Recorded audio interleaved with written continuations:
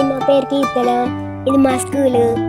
ఇక్కడ నేను ఒక్కదాన్నే చదువుతున్నాను. ఇప్పుడైతే నాతోటి 13 మంది చేరారు స్కూల్లో. వాళ్ళతోటి హ్యాపీగా ఆడుకోవటం ఉంది.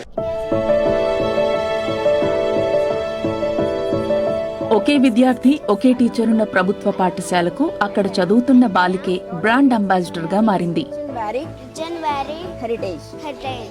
నాకైతే నా బొమ్మ వేయడం వలన నాకు చాలా హ్యాపీగా ఉంది. నాకు లైఫ్ లాంగ్ గుర్తుండిపోతుంది. ఇంకా మిగిలిన పిల్లలు కూడా ఇక్కడికి వచ్చి చదువుకుంటున్నారు. మళ్ళీ వాళ్ళతో హ్యాపీగా ఆడుకుంటున్నారు.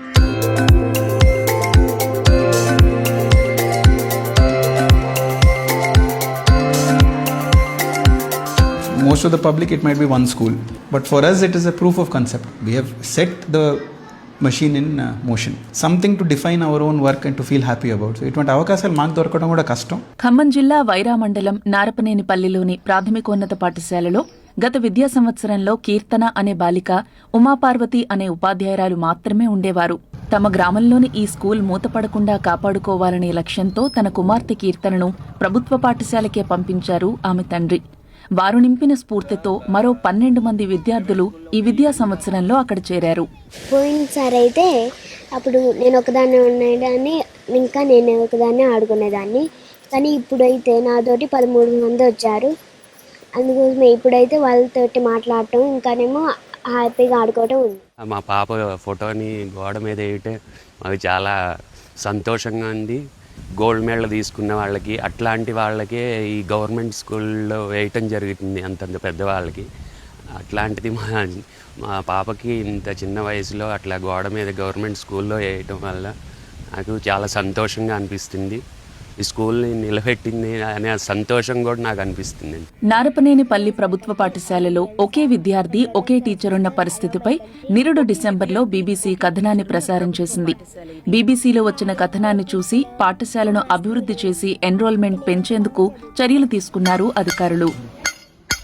So when we saw the news article in BBC and certain other newspapers, and we thought, why don't we take it as a challenge? Because మీరు చూసేది లాస్ట్ 20-30 ఇయర్స్ నుంచి గవర్నమెంట్ స్కూల్స్ ఇన్ఫ్రాస్ట్రక్చర్ పైన అయినా, టీచర్స్ పైన అయినా we have to admit నమ్మకం తగ్గుతూ వచ్చింది. Most people are preferring private schools even though good government schools are available. ఆ థింకింగ్ని మార్చాలంటే first we have to project that government school infrastructure, teacher quality, English education, IT education, ఇవన్నీ స్కూల్స్కి వచ్చాయి. We have to bring the confidence back in our schools అనే ఆలోచన మాకు వచ్చింది. అప్పటి కలెక్టర్ ముజమ్మిల్ ఖాన్తో పాటు జాయింట్ కలెక్టర్ శ్రీజ పాఠశాలను పలుమార్లు సందర్శించారు.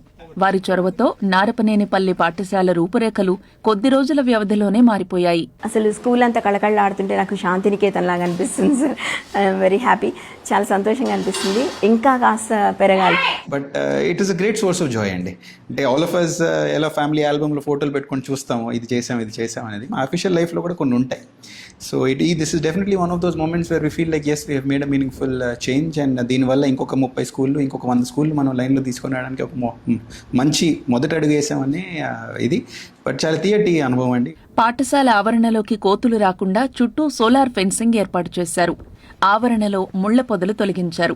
భవనాలు, ప్రహారీకి రంగులు వేసి పిల్లలను ఆకట్టుకునే విధంగా అందమైన బొమ్మలు వేయించడంతో పాటు చదువు విలువ చాటి చెప్పే సమాచారాన్ని రాయించారు. టాయిలెట్లు, తాగునీటి సౌకర్యం కూడా కల్పించారు. మరో ఉపాధ్యాయుడిని పాఠశాలకు కేటాయించారు. ఇది నిరూపణ అవుతుంది కదా, మీరు చూస్తున్నారు మొత్తం స్కూల్ ఎంత నీట్గా, ఎంత చక్కగా గోడ మీద. మన ప్రైవేట్ స్కూళ్ళ కంటే కూడా 100% చాలా చక్కగా ఉంది, నీట్గా. పిల్లల్ని పంపించడానికి కూడా పేరెంట్స్ కూడా సుముఖంగా ఉన్నారండి. గతంలో ఒకే ఒక్క విద్యార్థితో సందడి లేకుండా ఉన్న ఈ పాఠశాల ఇప్పుడు ప్రవేశాలు పెరగడంతో సరికొత్త కళను సంతరించుకుంది. అంటే this is part of a larger programme we had taken up అండి. దాదాపు 40+ స్కూల్స్ ఇక్కడ జీరో ఎన్రోల్మెంట్ స్కూల్స్ ఉన్నాయి ఖమ్మం డిస్ట్రిక్ట్లో. 40+ స్కూల్స్ కూడా we went in to the individual reasons for closing. So major 3 reasons ఉన్నట్టు, ఫస్ట్ ట్రాన్స్పోర్ట్ ఉండింది, రెండోది వాష్రూమ్స్ లేకపోవడం, ప్రత్యేకంగా గర్ల్స్ వాష్రూమ్స్ లేకపోవడం,